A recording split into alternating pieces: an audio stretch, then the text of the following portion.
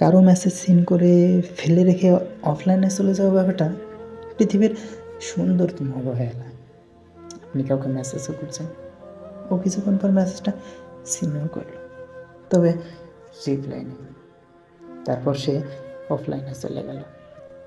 আপনি বারবার তার মেসেজ বক্স চেক করছেন যে সে রিপ্লাই দিল কিনা।